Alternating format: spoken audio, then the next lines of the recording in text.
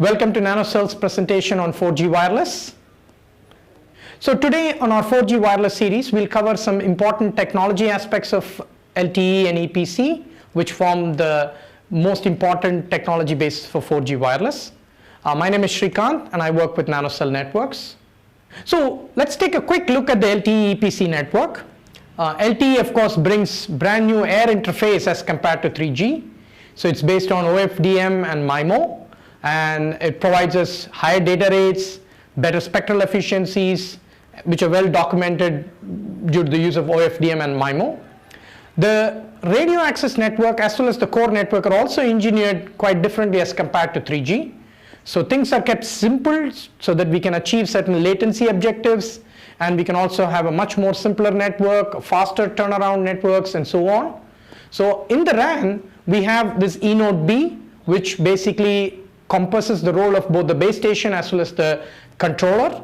And then we have the evolved packet core, which can handle multitude of services, which include both circuit switch as well as packet switch services.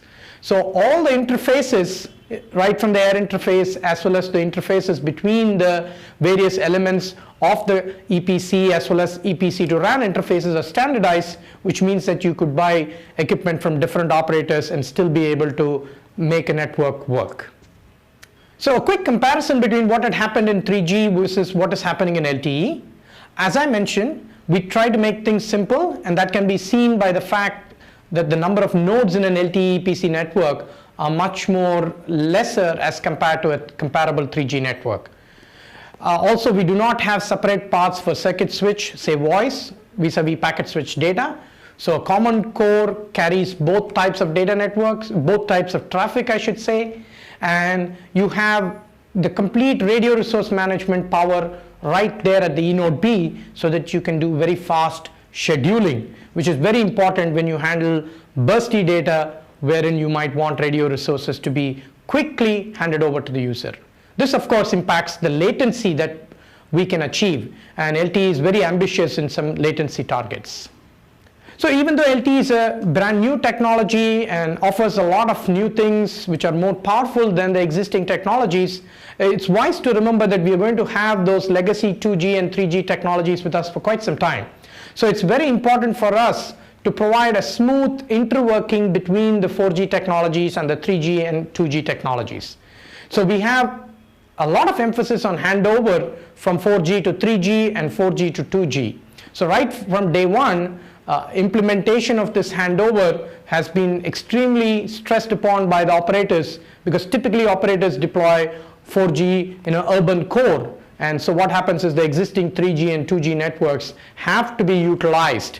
Even though the data rate might not be as powerful as 4G, at least the users will not feel a cut in the connection.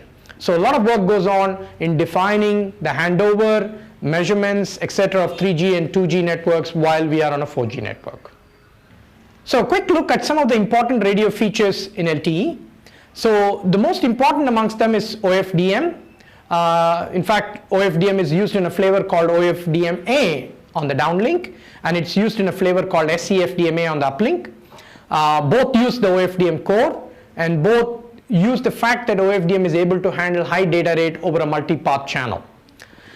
In addition, you have very fast scheduling done at the radio layer of the order of 1 milliseconds, and this helps us a lot with respect to achieving certain latency targets. Of course, there is MIMO, which enables us to achieve higher spectral efficiencies, and the fact that the eNode B is taking all the radio resource management decisions at the rate of about, or at time scales of every 1 millisecond means that you can have this bursty packet data going on this network in a very efficient manner.